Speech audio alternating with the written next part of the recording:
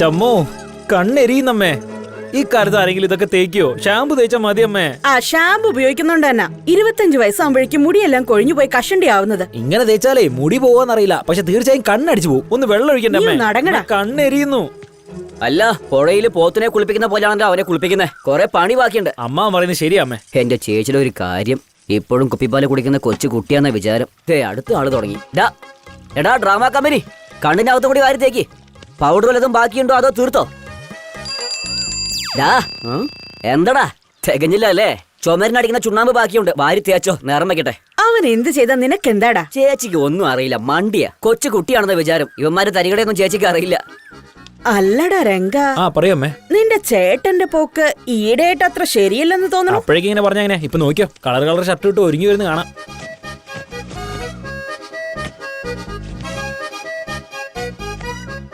അതേ ശരിയാടാ. മാത്രമല്ല ഇപ്പൊ നോക്കിയോ, കണ്ണാടി നോക്കി അവൻ തന്നെ ചിരിച്ചോണ്ടിരിക്കും. അതേടാ, ഞാൻ പറഞ്ഞില്ലേ. എടാ, ഇനി ഇവന് വല്ല ബാധയും കൂടിയതാണോടാ? അമ്മ വിചാരിക്കുന്ന പോലെ ഒന്നല്ല, ഇത് മറ്റേതാ. എന്ന് വെച്ചാ അതൊന്നും അമ്മയ്ക്ക് പറഞ്ഞാൽ മനസ്സിലാവില്ല. കണ്ണെരിയുന്നമ്മ, ഒന്ന് വെള്ളം ഒഴിക്കേ. അവന് അവന്റെ ഒരു മേക്കപ്പും.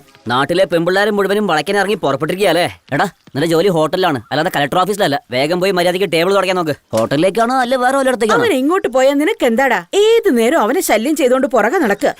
വിവരം കേട്ട എന്റെ ഒരു ചേച്ചി അടുക്കളയിൽ കിടന്ന് കഷ്ടപ്പെടുമ്പോ ഇവന്മാര് ടിപ് ടോപ്പ് ആയിട്ട് ഡ്രസ്സും ചെയ്ത് പുറത്ത് കറങ്ങി നടക്കുക. അത് ശരി, മക്കളോടുള്ള സ്നേഹം അനിയനോട് ഉണ്ടായിട്ട് വേണ്ടേ? അമ്മാവാ, ആദ്യം പോയി ചമ്മന്തി അരച്ചേ. ആ ശരി ശരി.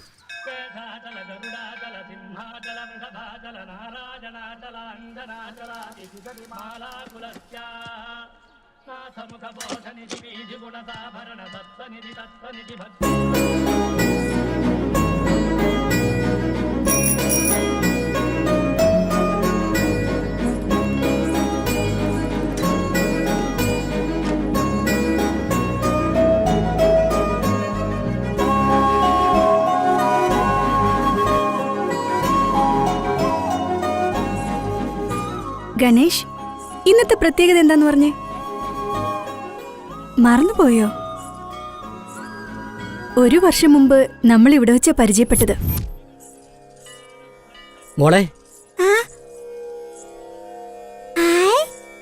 ഇഷ്ടപ്പെട്ടോ? ഇഷ്ടപ്പെട്ടു.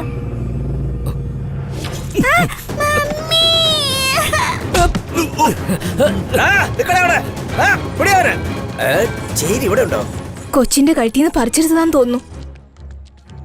ഈ ചെയിൻ നിങ്ങളുടെയാണോ? അതെ അതെ.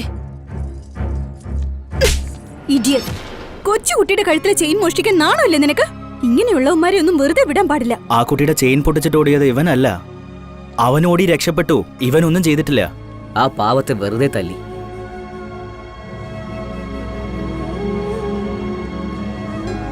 അയ്യോ സോറി ട്ടോ.